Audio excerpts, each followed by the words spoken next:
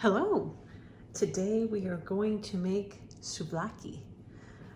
I make my souvlaki with pork loin.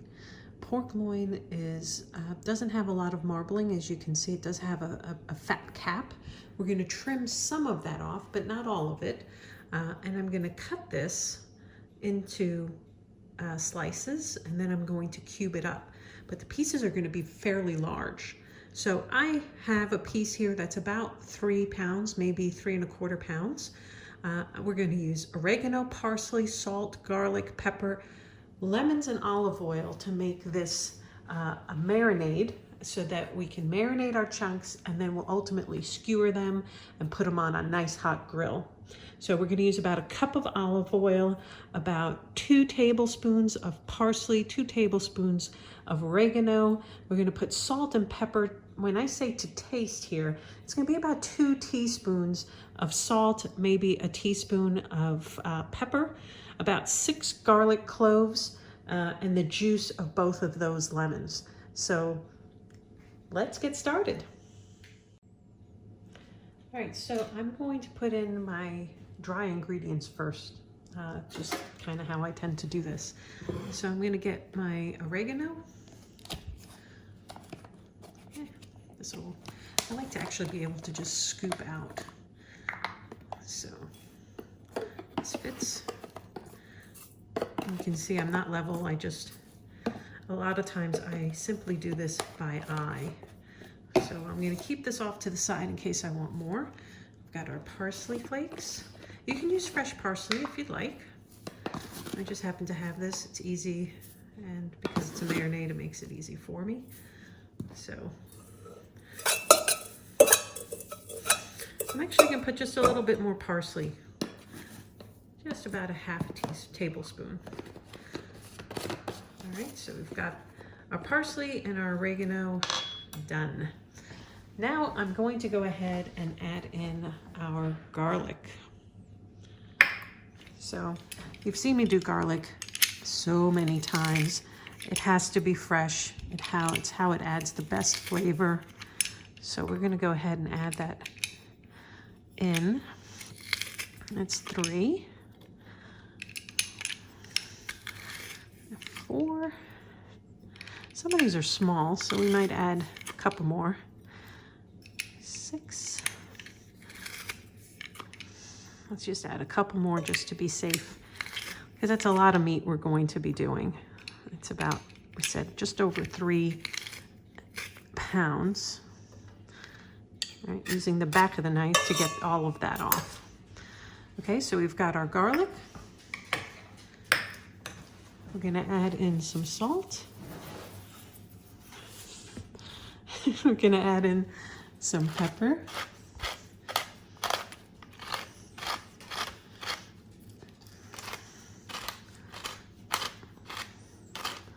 I'm adding a lot more pepper. I'm probably going to add just a little bit more salt as well, because I didn't actually measure that, but I can see I need some more.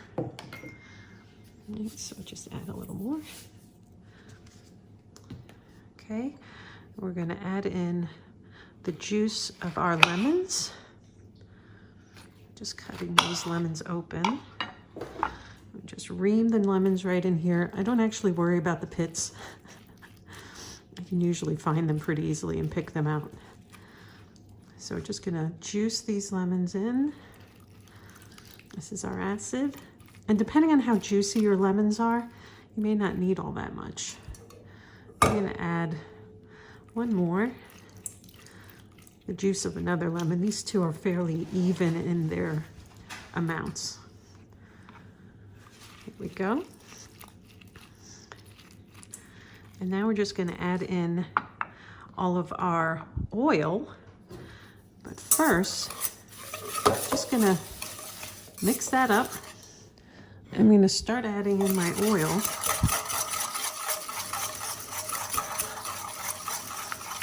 Just until it's like almost paste-like. So that's where I stop. I'm going to get it off the sides. And I can see those pits. I'm sure you can too. We'll get them out, don't you worry. Just add a little bit more. And it ultimately will be about a cup of oil. You can see I'm just pouring that in. I'm going to get it off the sides. And it's almost there, just a little bit more. I know I said paste-like, but this is going to go sit in the fridge with the meat. So I want to make sure it's got enough viscosity to move around when I combine the meat. And that's our marinade. So let's get started on cutting up our meat. All right, so all we have to do now is portion up our meat. So I'm going to use one hand to put it over here, keep the other one dry. And there's a little bit of fat on here. See, I can just pull that up. I'm just going to take some of that off. It just kind of peels off. I don't want to get all the way down to the meat, but I do want to get a little bit of this cap off. So I'm going to just trim this up just a little bit more.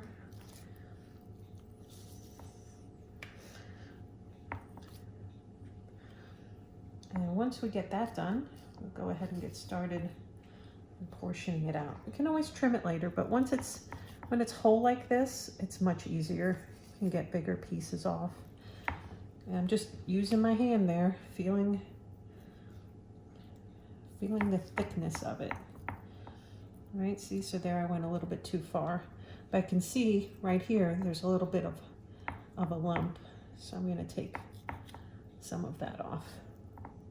So a lot of cooking is about how you feel your food, how your food smells. It's not all about just the timing of everything, but it's also about the proportions that you have. So now I'm going to cut this.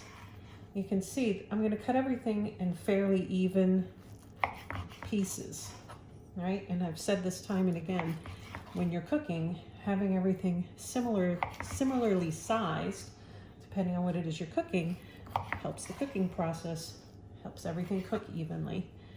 So we're just going to cut these up.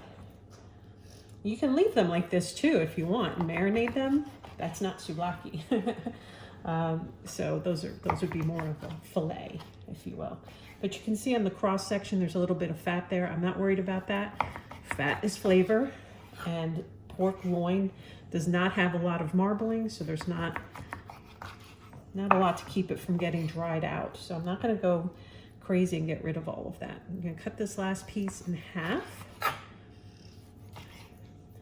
And now that I have the whole thing cut up, I'm going to cut it into cubes, right? But they're going to be fairly large because when I skewer them, I want this all to be able to come together easily onto the skewer, but I don't want to dry it out. And I'm going to go right into my marinade. So I'm not going to dirty any more bowls, right? So big pieces. So each one I'm cutting into about 4 pieces depending on the size. Now I cut this one a bit poorly. This one's a little piece. So when I put it on the skewer, I'll put it on like that. I'm just going to add all those pieces in and just make a judgment call. See, like this one, a little bit too big to go as one piece, and right into the marinade. All right, so I'm going to keep doing that. And then once I have it all done, it's all going into the fridge for at least 2 hours. Ideally, I would do this overnight, but I will sometimes just make it in the morning. I'll do all my prep work in the morning, and then all I have to do come time for cooking is just skewer it up and put it on the grill. A lot of times with dishes like this, because you do a lot of that prep work up front, it seems like it's not a big deal. It's not a lot of work. Yeah, I'm cutting these a little bit smaller. I see that I need to do that. So if you do this ahead of time, you'll be rewarded with the ability to go ahead and just put something really hot and delicious on the plate with what seems like little effort, but all of your pre-planning and preparation will have made the difference. So I'll show you how I skewer these up later on, but for now, We're just going to put everybody in here.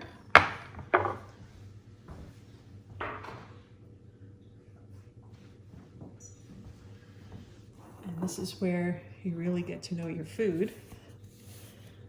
I'm going to use my hand and toss this so that the marinade comes into contact with all the meat.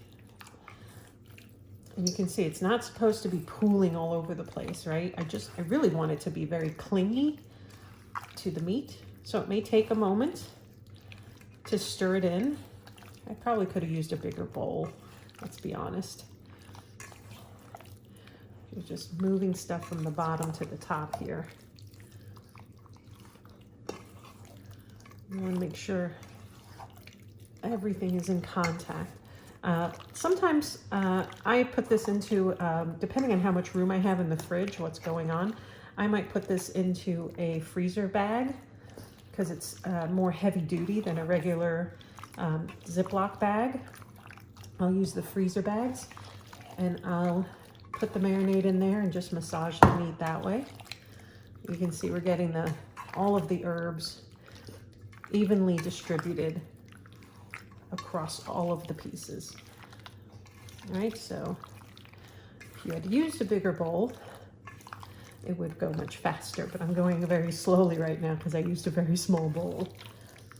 All right, so this is going to go into the fridge now, and it's going to sit for a minimum of 2 hours, or it can sit overnight.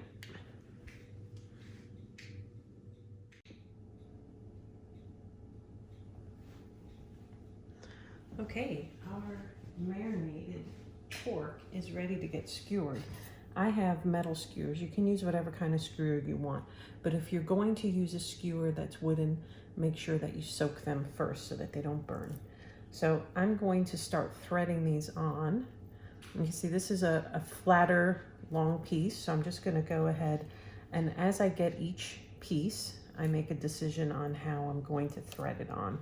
So a lot of these are flatter, right? And the more surface area we have, the faster it'll cook. And that's kind of what I want because this does not have a lot of fat. So we want to make sure that when it cooks, it's going to be quick and thorough. And depending on how big your skewer is, you'll get anywhere from 5 to 6 pieces. So there's one. And we're going to continue this process for each and every one of these until it's all skewered, and I'm going to just go ahead and put them on the grill. Now, depending on when you want to grill, you can have your grill on now so that it's heating up. You want your meat to be out of the fridge for about 20 minutes, so it's not really super duper cold. And you see some of these pieces are a little smaller than the previous one. So when we put them on, okay, and I'm not squishing them too much, all right? So everybody has the same amount of space. So I'm gonna continue this process until everything is on the skewer. And you can see I've put it on my sheet pan, and that's how I'm going to take it out for cooking. So I'm not going to put it anywhere else at this point. It's just going to stay on this sheet pan and go out for cooking. So a couple more on this one.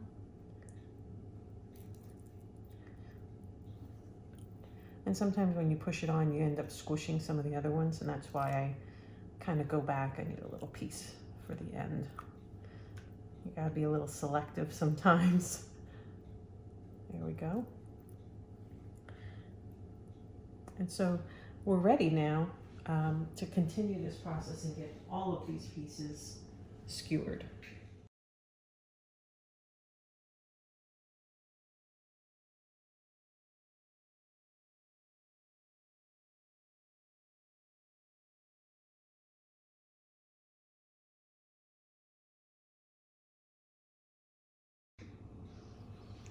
Okay, so we've got everything skewered. We have 1, 2, 3, 4, 5, 6, 7, 8, 9, about 10 skewers, and we're just going to make sure our grill is up to temperature, and then we're going to go ahead and grill these off. It won't take more than about 10 minutes because these are small pieces. We're going to lay them down on a very hot grill so they get those nice sear marks and we get our Maillard reaction. And then we're going to make sure we flip them, do it again, flip them maybe once more, and they'll be done. So let's go out and get to the grill. All right, we've got our grill turned on and it's at about 450 degrees right now. But once you open it up, it's going to lose a lot of heat. So you want to make sure you have everything ready to go so that you can retain as much heat as possible by putting your food on and taking it off as quickly as possible. But we like that sound. That means our grill is hot enough. You got to watch out for flare-ups because there's still olive oil on these. But remember, because we don't have a lot of fat, we need that so it doesn't stick. And so we're still going to watch our flare-ups. So last one here. I think we can get them all in one line. Now, it might look a little crowded to you, but it's really not. What we're doing here is letting everything cook on this end, and then we're going to move it to the other side. So we're always accessing a hot part of the grill. So I'm going to close this up because we're grilling. We're not actually barbecuing. We're just grilling this. And we're going to let the temperature come back up to 450, and that's when I know to move it. That's my particular method. I also have my Thermapen, and I'm going to use that to check the temperature. So the Thermapen, you just open this up. It'll tell you how hot something is once you put the probe in it, okay? It's testing the outside temperature right now. So we're going to give this just a couple moments. It'll take maybe 1 to 2 minutes tops to get back up to the 450 degrees. That's how my grill works. But in the meantime, I'm going to pop in and get myself a clean sheet pan so that we can put the finished product on. All right, so our temperature has come back up. Open this up, and because I know how my grill is, the back is always hotter on my grill. So that's where I put the food first, but it's also where I'm going to move the food first. You see that? That's what we were looking for. So I'm just going to move them over to the other side. I'm flipping.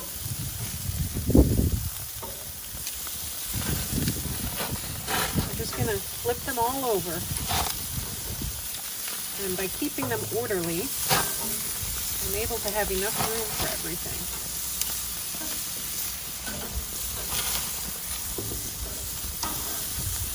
And by moving it to the other side, it's going on to hot grill grates.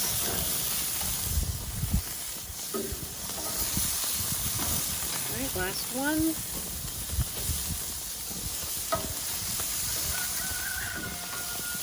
This is technically our last one because it's the last one we put on. Now, if you're curious as to the internal temperature, because we're going for an internal temperature of 145. I've opened up my pen. I'm going to just check one of these ones that's on the outside. You want to make sure you don't get to the metal. And it's already at 117 degrees. So this isn't going to take much longer. I'm going to close this up and let it get to temperature again, 145. Excuse me. 450 degrees for the oven, for the actual grill itself, and then we should be ready. We'll test it. The pieces should still be soft. They should have a little bit of give. They shouldn't be rock solid. And then we're just going to let them rest, and we'll be ready to plate up.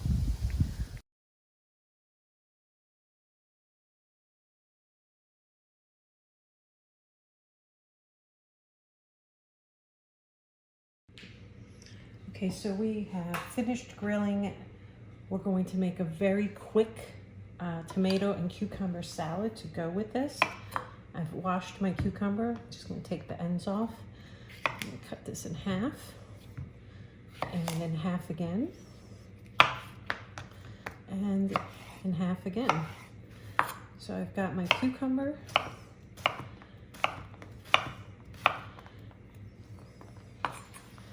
And then we've got some beautiful tomatoes. And we're doing this while the meat rests. We're going to let all of those juices come back inside the meat.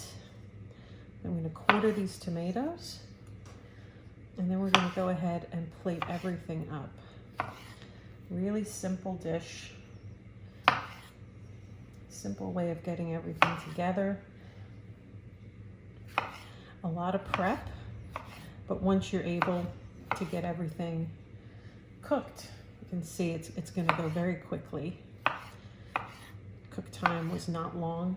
We made sure we had to cook based on temperature, not time. Okay, so the meat is at 145 right now. So I'm going to get some rice that I've made to put on the side, and we're going to go ahead and plate all of this up. Okay, let's go ahead and put all of this together. Like I said, I made some rice, and that's not something I showed you in this particular video, but I used the rice as a bed for the souvlaki to catch all of those juices. All right, so you can put as much or as little as you'd like. I like to make a nice little bed there. We're going to add our souvlaki. Now remember, the meat skewers themselves can be really hot, so you can put the whole thing on there, but I like to do is actually just pull the pieces off. It does make it easier for people to eat. I mean, for a presentation, you might want to put the whole thing on there, but they're rather large. All right, so we've got our souvlaki there. We're going to add our salad that we've made. We've got that over here. I'm just going to put some of that here on the side. Add a lot of color to our plate.